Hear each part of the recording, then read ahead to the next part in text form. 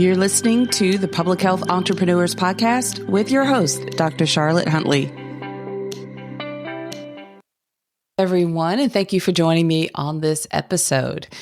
On this podcast, we explore topics of interest for professionals at this intersection of public health and entrepreneurship. I'm Dr. Huntley, and I'm thrilled that you've decided to join me on this episode.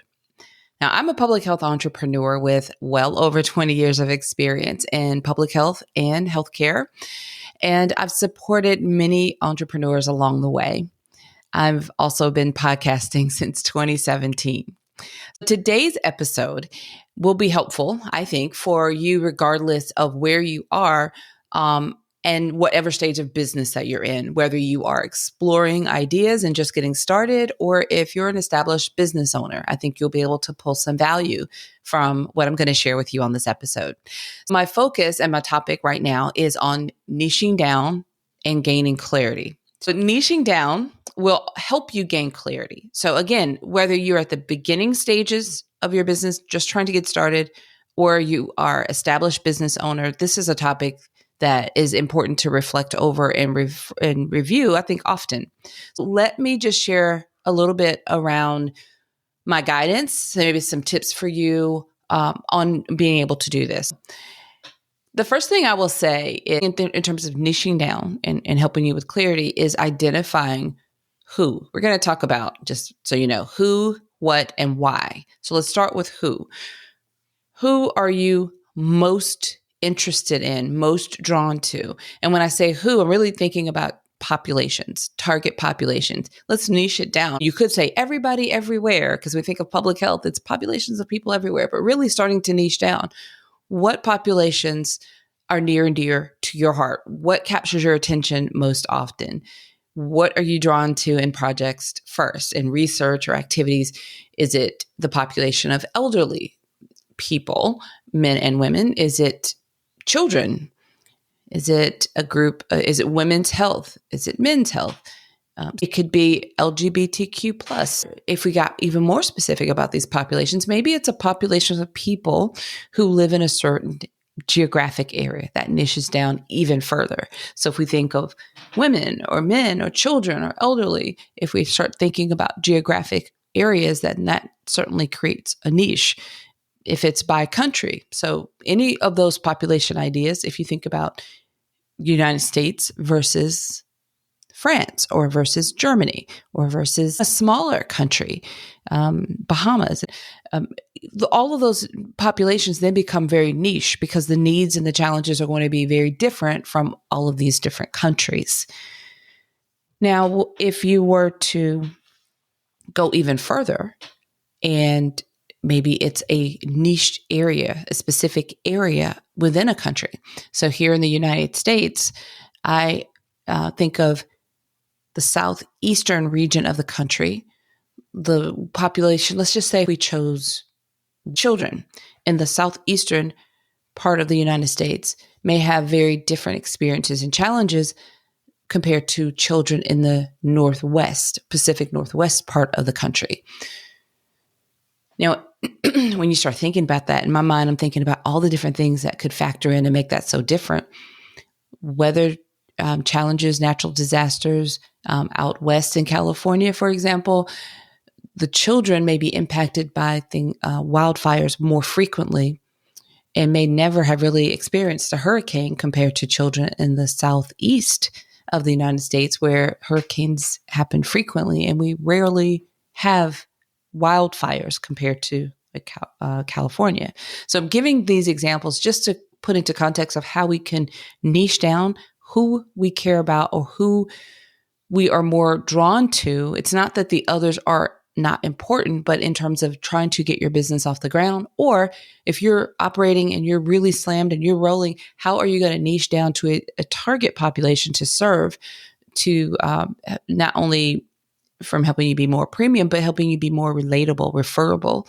And when people are looking for services, they want that specialist. If you have a problem with your heart, you don't want to necessarily go to the general practitioner. You want to get in front of a cardiologist, a specialist. So our clients are looking for someone with this special expertise in this niche population or area. So that makes you highly referable and it helps you to attract business. So niching down by population or who you care about is really helpful. So sometimes it's a matter of taking some time to really identify who that is. And especially if you're getting started, it's one thing. You can sit down and brainstorm and work through that and start thinking about what captures your attention the most and think about your past and work that you've done and where your interests are. If you've already established and you're really, really busy, you just need to set some time aside to think about that and to look at who you're working with already and who you've been working with, say, in the last 6 months or the last year, and decide, do I want more of this or do I want to niche to a certain area? Maybe you've got a large population that you're serving and maybe you want to niche down a little bit more. So I know another thing that comes to mind is sometimes people niche down by areas. So for example, I know someone who niches by rural communities, which is a whole set of challenges that are different than urban communities. So thinking about the population and how who you want to serve the most. And again, it doesn't mean that the others aren't important.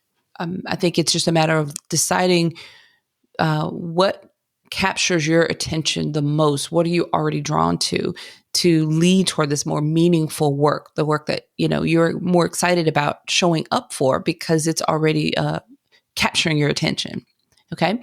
So the next thing I'd like for you to think about in niching is identifying what the issue is that you are most drawn to or you're most inspired to address.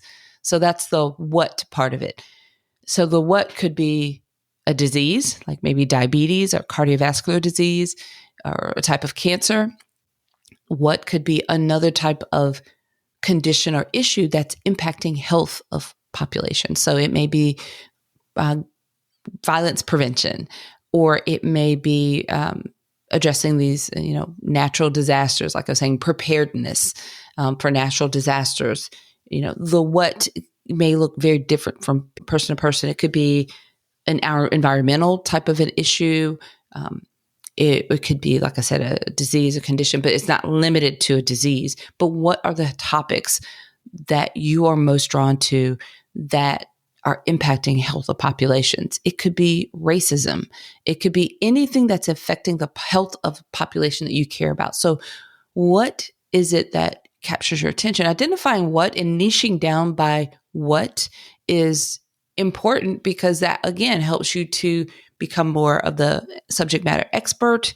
It helps you to be more relatable, and your clients feel like, okay, well, this person can serve.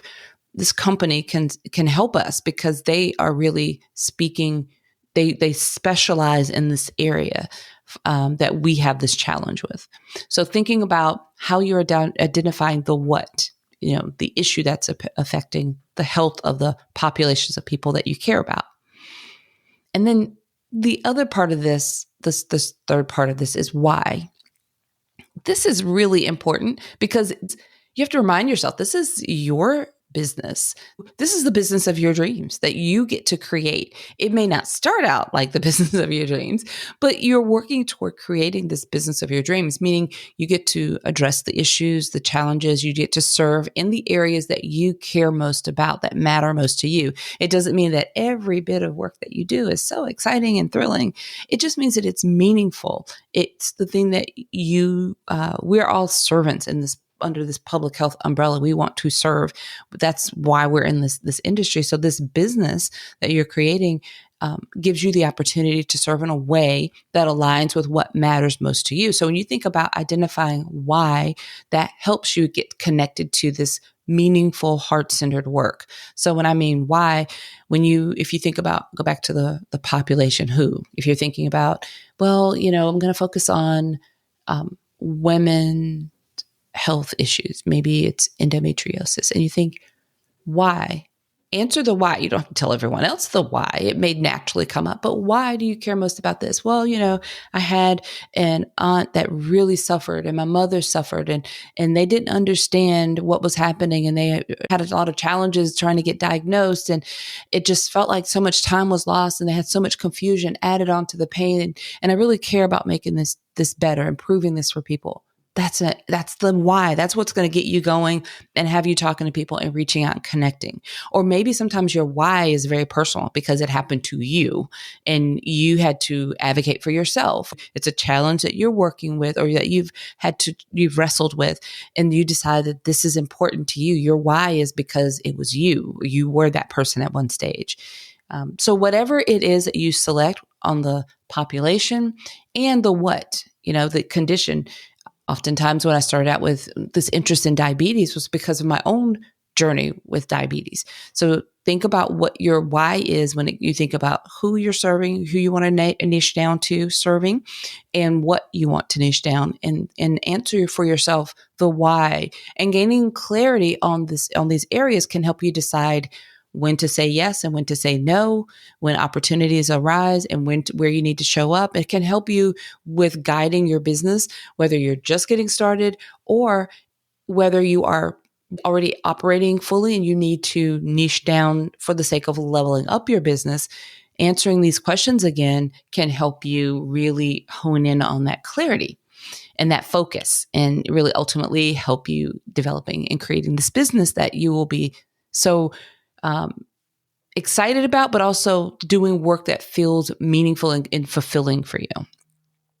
Now, the bonus part of that is if you're able to combine who and what, then that's amazing. So if you're able to combine who, if your target area is women in maybe the southeastern region of the United States, and the what is diabetes. Then when you put those together, then that's a very powerful move because the challenges of women who have diabetes in the southeastern part of the United States are very different than other parts of the country and other countries. So that's a really powerful niche if you're able to combine. Sometimes you cannot combine who you care most about in that and what the issue is that you also care most about. And that's okay. Don't try to force them together. But if you're able to combine, then that's just sort of a bonus feeling there. But I would, if you're just getting started, like I said, wrestle around with this and see about finding that niche because when people are first getting started, they want to be doing, well, I can serve everybody everywhere and I can do all the things. And you might be able to do a lot of things, but I encourage you to niche down and use these talking points that I've shared to help you do so. All of this helps you in staying focused and doing this work that's really meaningful and having the impact that you desire to have through this business that you're creating. In addition to all of that, you're making it so much easier to attract a community of people who will be also interested in the same thing and ultimately attracting those people that could potentially be your next clients. They may come closer to you in your community because they like what you share and there's interest, but sometimes they can refer business to you or they become a client at some point. So it's just a great way to start and to refresh and renew every so often, going back through this exercise of niching down, because you may niche down and then decide, a couple of years later, you may niche down differently. That happened for me, as a matter of fact. It happens quite often. You start one way, and after you experience different things in your business, you niche down a little bit more, and then sometimes you pivot and you niche down. And this is an exercise that really never expires. So you can listen to this episode again at any time. And it's a very good one to help you kind of reassess. Or if you took notes, you can revisit these notes 6 months from now or a year from now and just recenter where you're niching down. Okay? As I wrap up this episode, I'd like to ask you to help us spread the word about this podcast. You can share directly from the podcast app that you're listening in right now. You can also share our website with a friend. Our website is publichealthentrepreneurs.com, and that's entrepreneurs with an S. And then you can also share by writing a favorable review in Apple Podcasts. That helps other people who are discovering our show decide, oh, maybe I'll check it out because people are writing good reviews about this. We greatly appreciate whichever option you choose. Just appreciate you sharing this podcast and helping us spread the word about this resource. All right, everyone. Until next time, have a fantastic rest of your day. Thank you for listening. Visit publichealthentrepreneurs.com to learn more.